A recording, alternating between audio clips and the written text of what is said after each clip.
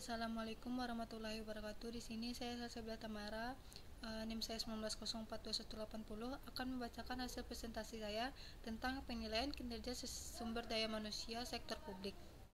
Baiklah, di sini yang pertama saya akan membacakan yaitu konsep kinerja. Kinerja pegawai merupakan aspek yang penting dan manajemen sumber daya manusia. Menurut Erwin, dalam Irham Fahmi, bahwa kinerja adalah prestasi kerja, sedangkan menurut Melayu Hasibuan, mengemukakan kinerja atau prestasi kerja adalah suatu hasil kerja yang dicapai seseorang dalam melaksanakan tugas-tugasnya yang dibebankan kepadanya yang didasarkan atas kecakapan, pengalaman, dan kesungguhan dalam waktu. Kinerja adalah kesediaan seseorang atau kelompok orang untuk melakukan suatu kegiatan dan menyempurnakan sesuai dengan tanggung jawab dengan hasil yang seperti yang diharapkan jika dikaitkan dengan kinerja sebagai kata benda di mana salah satu tujuan adalah hasil dari sesuatu pekerjaan. Yang kedua yaitu saya akan menjelaskan faktor-faktor yang mempengaruhi kinerja. Di sini ada 5 faktor. Yang pertama yaitu faktor individu. Faktor individu berkaitan dengan keahlian, motivasi, dan komitmen. Sedangkan faktor yang kedua yaitu faktor kepemimpinan. Faktor kepemimpinan berkaitan dengan kualitas dukungan dan pengarahan yang diberikan oleh pemimpin atau manajer. Yang ketiga yaitu faktor kelompok atau rekan kerja. Faktor kelompok atau rekan kerja berkaitan dengan kualitas dukungan yang diberikan oleh rekan kerja. Yang keempat, faktor sistem. Faktor sistem berkaitan dengan sistem atau metode kerja yang ada, fasilitas yang disediakan oleh perusahaan. Yang kelima yaitu faktor situasi. Faktor situasi berkaitan dengan tekanan dan perubahan lingkungan, baik lingkungan internal maupun lingkungan eksternal. Selanjutnya, saya akan membacakan faktor-faktor yang mempengaruhi kinerja suatu karyawan. Yang pertama, efektivitas dan efisiensi. Dikatakan efektif bila mencapai suatu tujuan, dikatakan efisien bila hal itu memuaskan sebagai pendorong pencapai suatu tujuan. Yang kedua, yaitu otoritas dan tanggung jawab.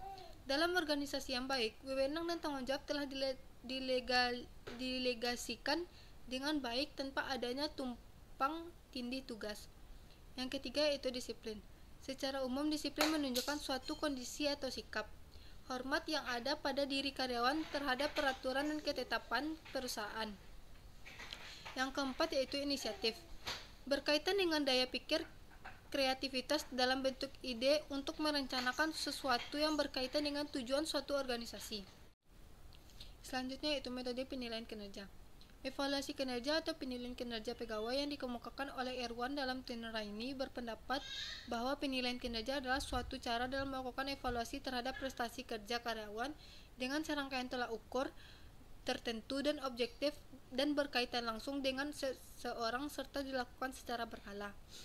Sedangkan menurut Violinda Anggraini, penilaian kinerja adalah proses pemberian umpan balik kepada pegawai yang sedang dinilai dalam upaya memberikan masukan tentang aspek-aspek yang harus diperbaiki. Selanjutnya yaitu penilaian prestasi kerja. Ada 2. Yang pertama yaitu SKP atau sasaran kerja pegawai. SKP adalah rencana kerja pegawai yang disusun berdasarkan rencana kerja tahunan atau instansi dan target yang akan dicapai dari setiap pelaksanaan tugas jabatan oleh seorang PNS. Yang kedua yaitu perilaku kerja.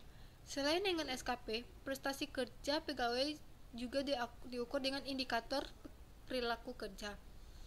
Parameter yang digunakan untuk mengukur perilaku kerja adalah orientasi pelayanan, integrasi, komitmen, disiplin, kerjasama, dan kepemimpinan. SKP terbagi atas 4. Yang pertama kuantitas. Kuantitas adalah ukuran jumlah atau banyaknya hasil kerja yang dicapai.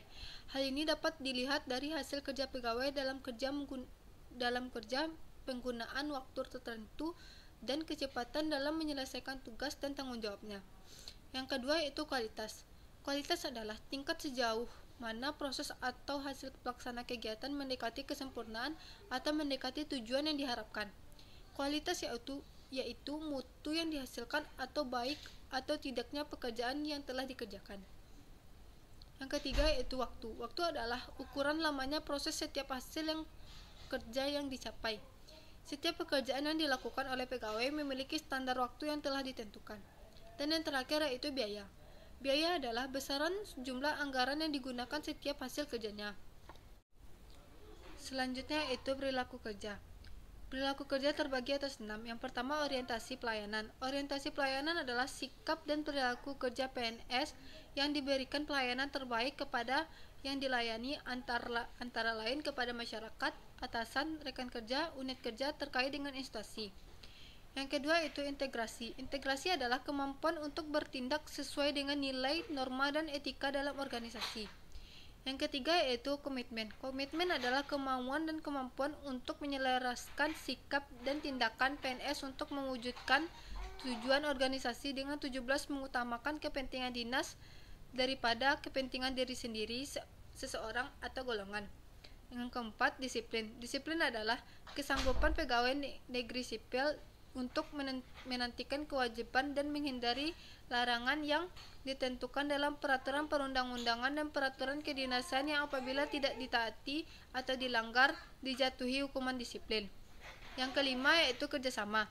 Kerjasama adalah kemauan dan kemampuan PNS untuk bekerja sama dengan rekan sekerjanya, atasan, bawahan dalam unit kerja, serta instansi lain dalam menyelesaikan suatu tugas dan tanggung jawab yang ditentukan sehingga mencapai daya guna dan hasil guna yang sebesar-besarnya. Yang keenam yaitu kepemimpinan.